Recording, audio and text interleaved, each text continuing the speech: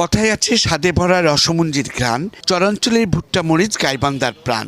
এই জেলায় নানা ধরনের ফসলের পাশাপাশি কৃষকরা প্রতি বছর মরিচের আবাদ করে থাকে। এই জেলার ব্রহ্মপুত্র নদী বেষ্টিত ফুলছড়ি উপজেলার চরাঞ্চলে মরিচ চাষে বিপ্লব ঘটেছে। ফুলছড়িতে মরিচ চাষ বেশি হবার কারণে এটি জেলার একমাত্র মরিচের হাট। মরিচ ক্রয় করতে আসা ব্যবসায়ীরা বলেন, আমি বগুড়া সোনাতলা থানা থেকে আসছি মরিচ কিনতে।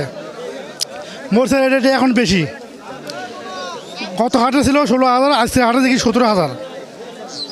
এরকম পড়তা হচ্ছে না, আগের মতো পড়তা হচ্ছে না।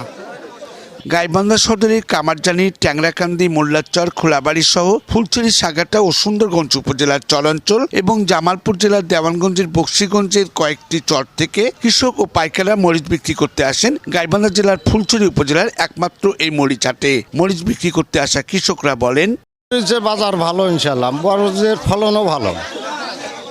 এবার আমাদের মনে করেন 2 বিঘা মাটি মরিচের আবাদ করছিলাম, আমার 24 মণ মরিচ আছে। বছর আগে ছিল 6,000 7,000, এবার 20,000 24,000 মতো বেচছি। মোটামুটি ভালো লাভ হচ্ছে। মরিচ চাষে কৃষি বিভাগ থেকে পরামর্শ সহ সব ধরনের সহায়তা দেওয়া হচ্ছে বলে জানান গাইবান্ধা কৃষি সম্প্রসারণ অধিদপ্তরের অতিরিক্ত উপপরিচালক মোহাম্মদ রোস্তম আলী।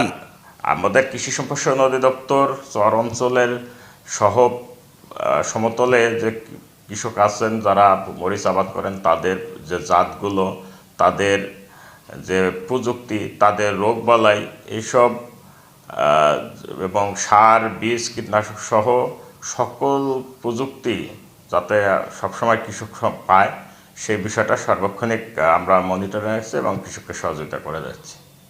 এবছর জেলায় 7 উপজেলায় 2030 হেক্টর জমিতে উৎপাদন হয়েছে 5,075 মেট্রিক টন শুকনো মরিচ। আসাদুজ্জামান মামুন, বাংলাদেশ বেতার, গাইবান্ধা।